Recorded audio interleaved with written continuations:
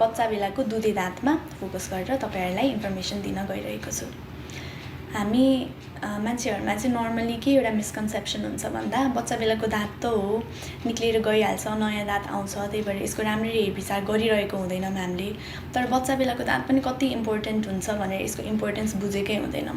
यदि तपाईको बच्चाको दाँतमा किरा लागिरहेको छ, उसलाई दुखिरहेको छ, उसले चपाउन सकिरहेको छैन भने उसले राम्ररी न्युट्रिसन पनि पाइरहेको हुँदैन, उसको जेनरल हेल्थमा पनि यसले धेरै असर पुर्याइरहेको हुन्छ।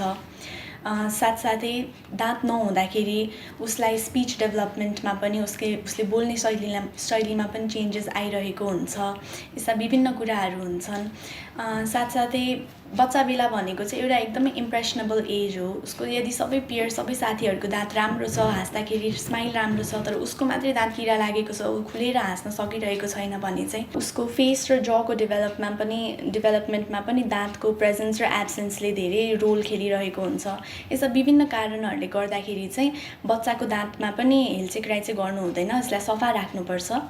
अब हामीले प्यारेन्ट्सलाई नर्मली के भन्छौँ भन्दाखेरि तपाईको बच्चाको दाँत ओरल क्याभिटीमा इरप्ट भएपछि नै तपाईले यसलाई सफा राख्न थाल्नुपर्छ।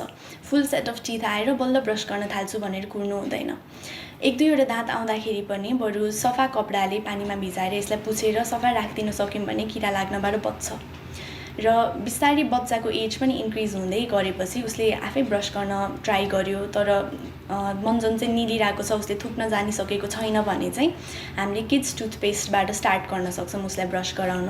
प्यारेन्ट्सको सुपरभिजनमा ब्रसिङ ह्याबिट डेभलप गराएर फर्स्टमा किड्स टुथपेस्टबाट थोरै मात्रामा ब्रस गराउँदै गएपछि अनि बिस्तारै ऊ 3 देखि 6 वर्षको उमेरमा पुगेपछि चाहिँ फ्लोरिडेटेड टुथपेस्ट जुन हामीले बजारमा उपलब्ध हुन्छ त्यसको प्रयोग गर्न सक्छौँ।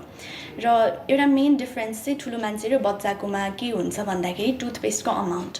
हामीले धेरै अमाउन्ट युज गरिरहेको छौँ भने बच्चालाई फ्लोरिडेटेड टुथपेस्ट युज गराउँदाखेरि चाहिँ स्टार्टिङमा चाहिँ चामलको दाना जति सानो मात्रा र बिस्तारै त्यसलाई इन्क्रिज गराउँदै केराउको दाना, त्यसपछि मटरको दाना जसरी अमाउन्ट इन्क्रिज गर्दै यसरी गुड ब्रसिङ ह्याबिट बिहान र बेलुका गरेर डेभलप चाहिँ गराउनु पर्दछ।